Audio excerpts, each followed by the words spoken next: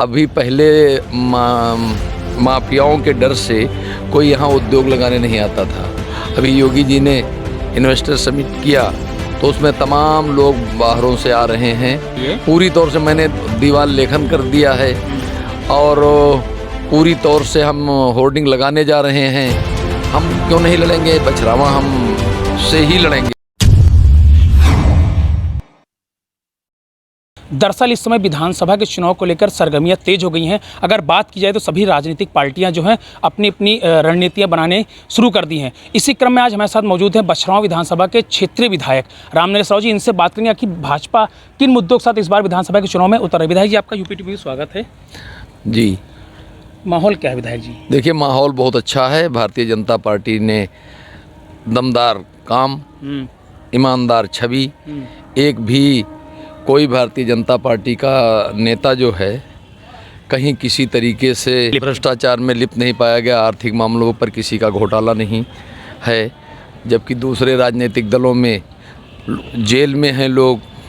तो भारतीय जनता पार्टी का एक भारतीय जनता पार्टी का नारा है, सोच ईमानदार काम दमदार। जी, तो इसी की तो व्याख्या हम कर रहे हैं कि सोच हमारी ईमानदार है। अभी पहले माफियाओं के डर से कोई यहाँ उद्योग लगाने नहीं आता था। अभी योगी जी ने इन्वेस्टर समिट किया तो उसमें तमाम लोग बाहरों से आ रहे हैं।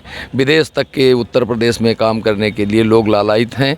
तो निश्चित रूप से हम कह सकते हैं कि अब बदलता उत्तर प्रदेश है, जो पहले छठे सातवें स्थान पर था, अब दूसरे स्थान पर हो गया है। अच्छा, अगर बात की जाए भारतीय जनता पार्टी को, तो इस बार अभी ओम प्रकाश राजभर जो पहले शायद भाजपा से उनका संगठन से जुड़ाव था लेकिन हट गए हैं, तो अब वो हटने के बाद लगातार योगी जी को झूठा और मोदी जी को हमेशा झूठा बताते हैं। आखिर कारण क्या हो सकता है? देखिए, ये ऐसा होता है राजनीति में, आप अच्छी तरह से जानते हैं। जब तक हमारे साथ हैं तब तक हमारी बड़ाई, और जैसे हमारे साथ से अलग हुए वैसे बुराई प्रारंभ कर दिए तो उसका कोई मतलब नहीं है। आज कुछ कथन, कल कुछ कथन।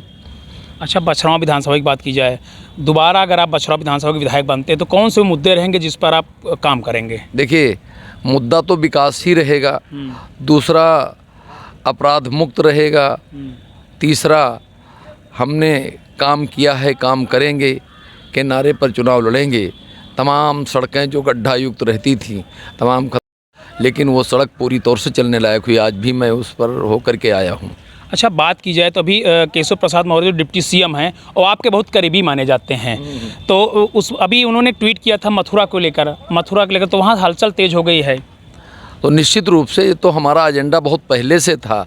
काशी, मथुरा और बनारस, ये तो तीन हमारे टॉप प्रायोरिटी पर हैं। तीनों भगवान हैं, तीनों भगवानों का जन्म स्थान उत्तर प्रदेश है, कार्यक्षेत्र सबसे ज़्यादा उत्तर प्रदेश ही रहा है। तो निश्चित रूप से तो हमारे एजेंडे में है ही। अच्छा, अगर बछरावा की बात की जाए तो यहाँ पर सरगर्मियाँ तेज हैं। लोग कहते हैं कि आप मौजूदा विधायक हैं कि आप टिकट लेने के लिए इच्छुक नहीं, आप यहाँ चुनाव नहीं लड़ रहे हैं। लोगों में भ्रम पैदा किया जाए, कितनी बातों में सच्चाई है? कौन कह रहा है? हम तो पूरी तौर से मैंने दीवार लेखन कर दिया है और पूरी तौर से हम होर्डिंग लगाने जा रहे हैं।